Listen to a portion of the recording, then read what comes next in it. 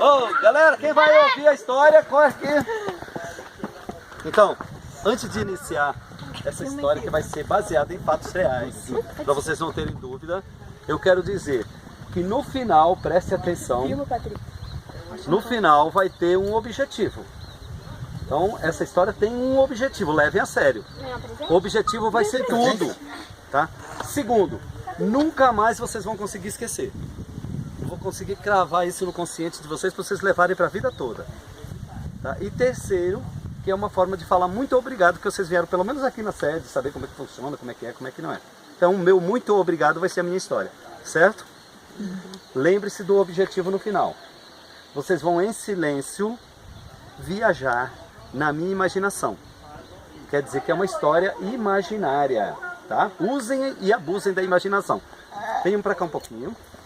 E vou pedir para vocês olharem ali para a pedra. Aquele último buraco no cantinho aqui da esquerda é uma pegada de um ser humano que teria descido aí, um pé virado para baixo. Nesse horário do sol fica um pouco deformado, não dá para ver legal, mas o calcanhar estaria em cima, os dedos na parte de baixo. Imaginaram um pé ali?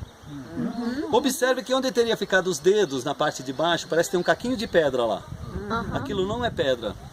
É uma unha do cara que soltou com a quentura das larvas vulcânicas, os magmas fervendo, borbulhando, ele tirou o pé, mas já era tarde demais. Muitas pessoas perguntam, mas onde está outra marca de outro pé? Você acha que uma pessoa que queima um pé numa larva vulcânica fervendo vai botar outro pé para queimar? Não é doido. Exatamente. Bom, caiu, né? à direita do pé, silêncio. À direita do pé tem 3 buracos grandes, um coladinho no outro ali por baixo. Esqueça aqueles 3 e olha por cima deles a pata da onça. Comparando, a pegada da onça não está maior que a pegada do cara? Pois é, na atualidade a gente precisa 3 patas de onça para dar o tamanho de um pé de um humano adulto.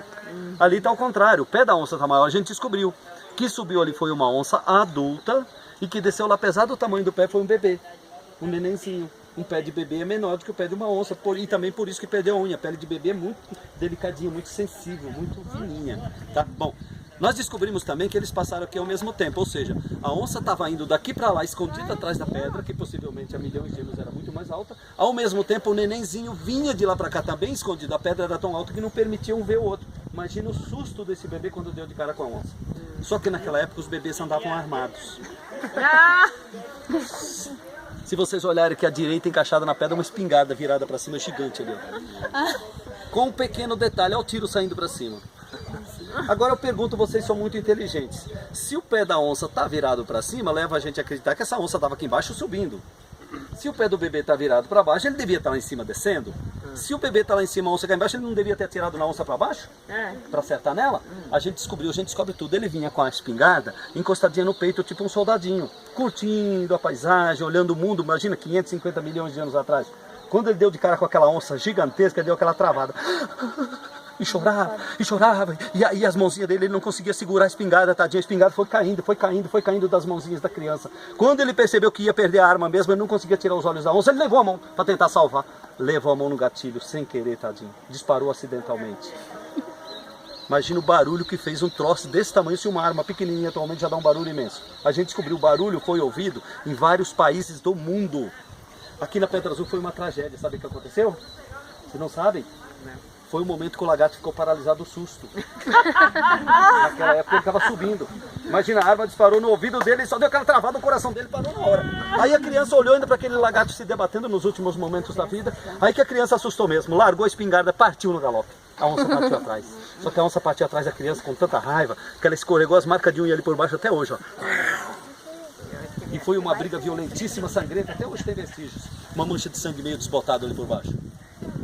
E o final dessa história, gente, é muito triste. Essa criança era filho único. Não resistiu a esse ataque, foi devorado pela onça. Só tinha ele, tadinho, só tinha essa criança. A mãe da criança a gente não encontrou vestígios. Não se sabe se saiu correndo de medo, se deixou a criança para trás ou se foi devorada pela onça também. A gente só sabe que o pai ficou sozinho, muito revoltado. Perdeu o único filho que tinha, tadinho. Aí o pai veio aqui na Pedra Azul, queria se vingar dessa onça. Ele queria caçar essa onça porque queria, e não é que ele conseguiu? Chegue mais para cá. Naquela época ele conseguiu caçar essa onça. Só que ele comeu ela de raiva e morreu de indigestão e morto. Olha o tamanho da barriga lá no horizonte dele.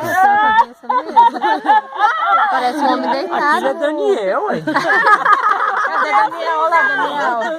Meu filho! Igualzinho. Não parece mesmo a cabeça? Gente, e vocês podem observar que nos últimos momentos da vida dele, ele até virou o rosto para lá um pouquinho, porque ele não quis mais olhar aqui para Pedra Azul, que é onde aconteceu toda essa fatalidade com a família dele. E sabe, a gente descobriu também que ele não teve encomendação de alma. Ninguém rezou por ele, ninguém orou, ninguém fez a unção dos enfermos para ele. Sabe por quê? Vocês não sabem? Aqui no sul do estado estava vindo, o frade e a freira não deu tempo de chegar. É muita tristeza, né? Agora, vocês sabiam que eu conto essa história, mostrando delicadamente fatos? Tem gente que não acredita? Tem. Sério? E é? Mas eu atingi o objetivo. Vocês podem não acreditar em mim, eu atingi o objetivo. Eu vou dizer qual foi o objetivo da minha história. É que Deus fez um universo lindo, maravilhoso. E deu ao ser humano o poder de dominar sobre todas as criaturas desse mundo. E às vezes a gente nem a delicadeza com os nossos olhos para contemplar as grandes obras de Deus a gente não tem. E eu consegui fazer vocês admirarem a Pedra Azul de um cantinho até no outro. E ainda fiz vocês admirarem os horizontes. Então a natureza ela precisa ser admirada e cuidada. Cuidar da natureza é uma obrigação de cada um de nós. E com a minha história, obrigado que vocês vieram no Pai.